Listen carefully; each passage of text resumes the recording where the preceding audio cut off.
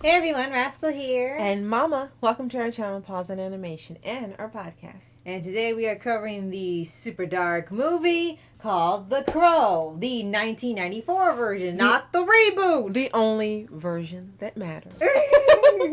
I really loved this movie when it first came out, and I'm so happy that Rascal decided to watch it with me. It stars the late Brandon Lee in his final film role as Eric Draven, a rock musician who's resurrected from the dead to seek vengeance against the gang who murdered he and his fiancée.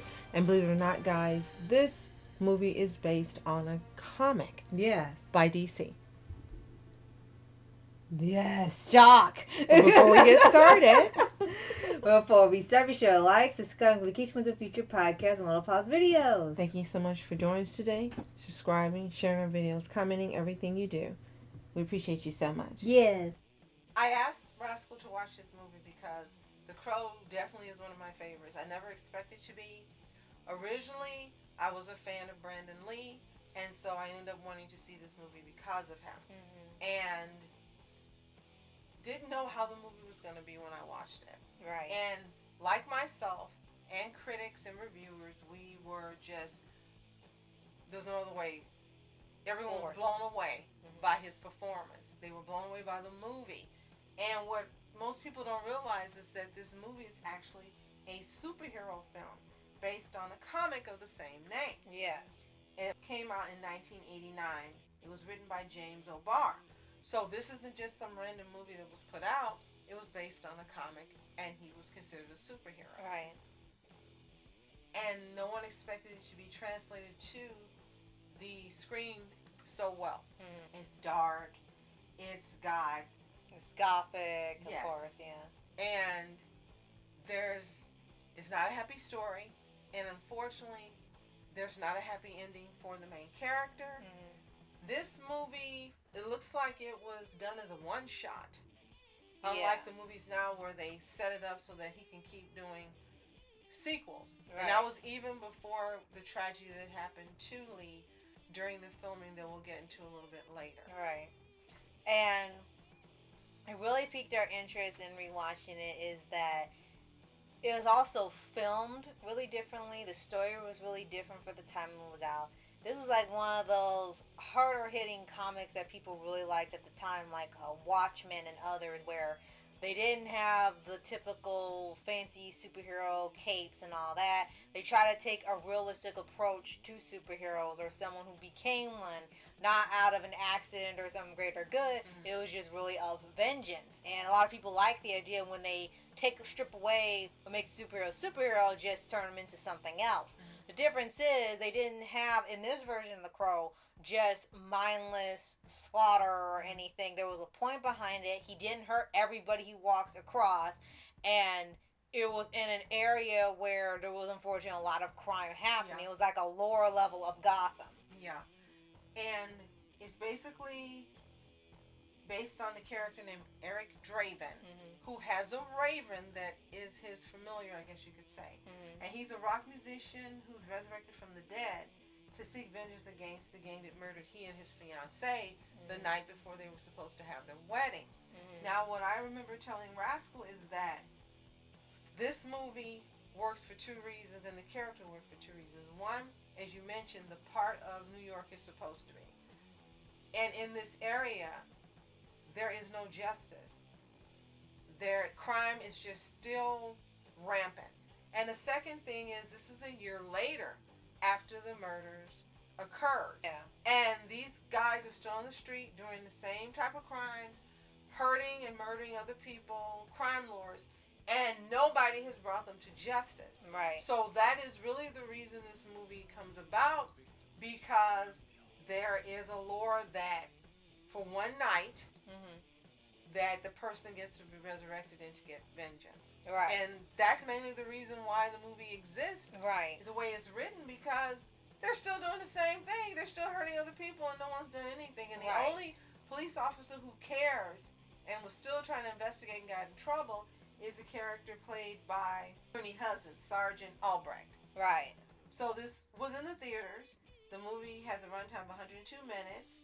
It had a budget of $23 million, and it made $94 million, which was fantastic because as you mentioned, movies like this weren't being made then. It was kind of like an indie, more of an indie movie. There was something unusual, yeah. And it, to me, is the same level and type of movie as Blade. Because movies like Blade weren't being made. Right. And Blade was so awesome, so fantastic. We had seen nothing like it. And Wesley Snipes was fantastic. This was the same caliber of acting and the type of movie as Blade. Right. And unfortunately, because of what happened to Lee during production, it never got where it should have been or it would have gotten. Right. Unfortunately, there was a prop gun that had a live round in it, and he was shot in the stomach during filming. At first, they thought he was playing and he just didn't get up. And then they didn't realize something was wrong to him until someone walked over. He was breathing erratically. His breathing was slowing. Within 3 minutes, this man was dead. And the hospital, for 6 hours, they did surgery on him, trying not to lose him. And unfortunately, he lost his life. But he had a heck of a career ahead of him. Right. If he had lived, because this is his most famous role. He'd done other movies before, but this one here, this was a standout. And this definitely would have been the beginning of another superhero franchise. Right. If he had lived. Right. And another reason a lot of people are going back to this movie, and it was pretty well known for people who watched the movie and came out and still hold in high regard. And they did have some sequels, of course, with different people, but they don't talk about them. When they had announced the remake, people were like, why are you remaking this? It should have been a movie that was left alone. You didn't expect a remake all these years later, and you really didn't need it. Some movies don't need it. And then the movie came out, both the trailer and the film itself, people could see it was an entirely different feel. They pretty much flipped the script of what happened in this film, and it was the opposite. They really, despite him being a rocker and all the things that happened in that town, in that area of town, the two were not really bad people. They were actually kind. They cared about each other. They loved each other. They actually were nice to their fans. They just played him. Care of a girl in the building who her mom was an addict and running the streets, and they actually babysat her and took care of her. Right. So when these things happened to them and he came back, you saw why the personality changed because of anger and vengeance. But the remake had it where they were the ones that flipped the script. They're kind of criminals. They're on substances. They're doing very weird, tripping out things and just on every narcotic you can think of and just living their high life. But they still love each other, so it's okay. No. So when he is taken on this version, he comes back temporarily, but it's this time to help bring back the fiance and go through this purgatory type thing and bring justice so she can come back and live a life even if he's got to sacrifice. And the whole thing ends up being him just kind of, anybody with a weapon and looked like it was an enemy, he just out. It was just constant, like, just wipe out everybody in this district and that will make justice, that will clear the crime. They actually painted such a horrible picture that people were furious when the movie came out and the trailer came out. I was interested, saying maybe they'll do something good with it. I saw the trailer. It's like, no way in heck I will ever watch this movie. It's a disgrace. It's an insult. Now, never read the comics, full disclosure. And this movie, the original, the 94 that we're reviewing, Lee had finished filming most of his scenes, and it was completed through script rewrites, a stunt double for some of the faraway scenes, and digital effects. And Paramount didn't expect it to do well because they opted out of the distribution rights. Really? And Miramax picked it up. It's like, ha ha, well, good for you. You got what you deserve because it has a following. Yeah. This movie not only got accolades, but so did the performers, the actors for their performances. And everyone was just really bummed that you would never get to see Brandon Lee in any other movies or to pick up this character. They just said it was a haunting. The performance was haunting. The characters, everyone was just on point when you see it. It's not like you're watching a movie and going, hey, I'm watching a movie and these people are performing well. It's done so well that all these people seem to be real and relevant and people that you might read about and see on the news. It doesn't seem like it's even being filmed. It was just magic in terms of all the things that came together in order to get this performed. The ratings for it were 10 out of 10s all across the board for everything except for Rotten Tomatoes. They gave it an 87%. Who gives a crap what they believe? Oh, no, you didn't. But they did say, filled with style and dark lurid energy, The Crow is an action-packed visual feast that also has a soul in the performance of the late Brandon Lee. So they did not criticize it. Right. I guess they just thought elements could be better. Right. So let's talk about the cast quickly. Okay. As I mentioned over and over, Brandon Lee is Eric Draven in The Crow. Mm-hmm. And I'm going to say it, he was hot. Mm-hmm. He had been trained by his dad since he was 2 years of age. If you're not familiar, his dad was Bruce Lee, the legendary Bruce Lee. Yes.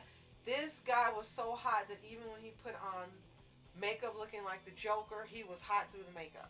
And the thing is, you knew that, but you weren't focused on that watching the performance. It was right. just something it was you distracting. realized. Yeah. Exactly. You had Rochelle Davis as Sarah, Ernie Hudson, as I mentioned, as Sergeant Albrecht. You had Bailing as Micah. Most of these are villains. Sophia Sheenas as Shelley Webster. Darla was the mom, Anna Levine. And Rochelle Davis, I think that's the one who played the little girl. Mm-hmm. You also had David Patrick, Kelly, and Bailing is pretty well known. Tony Todd, John Polito. And you had some people that actually were in this film that weren't big at the time but became big after. Right. And the person who did the stunt double was Chad Stahelski for several scenes. So it performed well. If he had lived, it would have done even better than it performed. Yes. And it is available to purchase. I don't know if it's on any streaming service. We saw it on Pluto TV, but by the time you're seeing this, it may be different, so you might want to check everything. Right. Now, The Crow's mentioned in Empire's 2008 list of the 500 greatest movies of all time.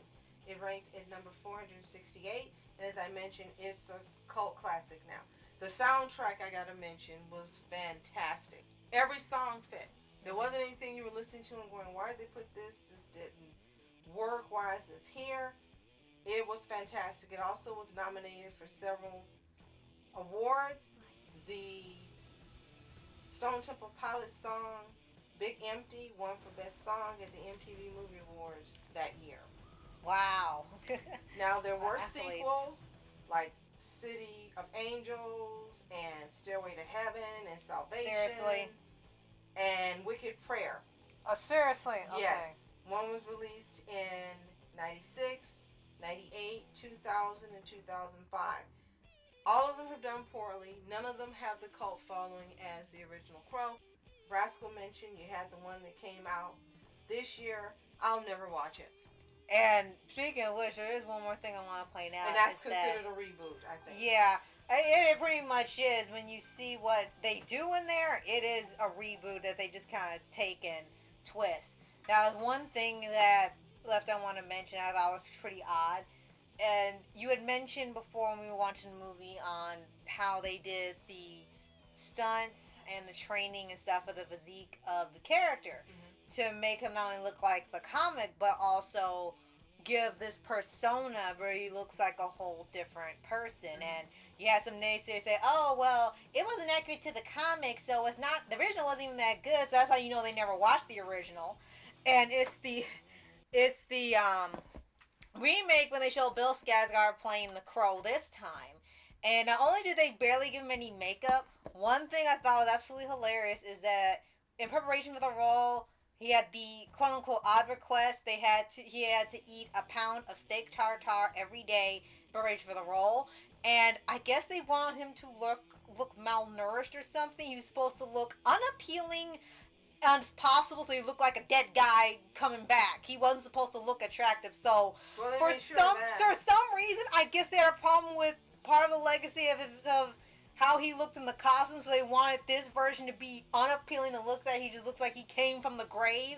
And it's like, why did that one thing bother these directors? Yeah. Why wasn't the story more important than that? It's like, who knows, personal issues. Yeah. Last thing I want to mention is that this year, May, there was a 4K edition released. I bet. And I'm going to get that. I'm going to buy that. I will own that. So if you've read The Crow, I'm sorry, if you read the comic or if you've seen the 1994 movie adaptation, let us know in the comments. Did you love it? Did you find it to be exciting or just meh compared to other horror movies now? Who knows? And if you haven't seen it, we do recommend you watch it. You can probably find it on demand or on the Paramount out, maybe? Depending on who owns it. Well, it's a Miramax film, so yeah, depending on who owns it, you should be able to find it somewhere to stream. Last year they had it out for free. Maybe you'll get lucky this year as well, and they'll put it out to stream as well. Right. Come back and tell us what you think. And if you haven't already, subscribe for updates, weekly reviews for anime series, anime shows, and all things animation. Yes, and thank you once again for joining us, subscribing to any of our channels, commenting everything you do. As always, you are special. Thank you so much for watching Mask Entertainment. I'm Mom Entertainment. Have a fantastic day. Peace. And reporters sitting flashing lights, trying to walk around, man, who the hell are you? What you wanna do? Well, man, it's on you. Man, it's on you. With her in my dreams, she was my queen. A castle in the mountaintops, rivers and streams. Plucking sunlight from the sky in my pocket, give it to you.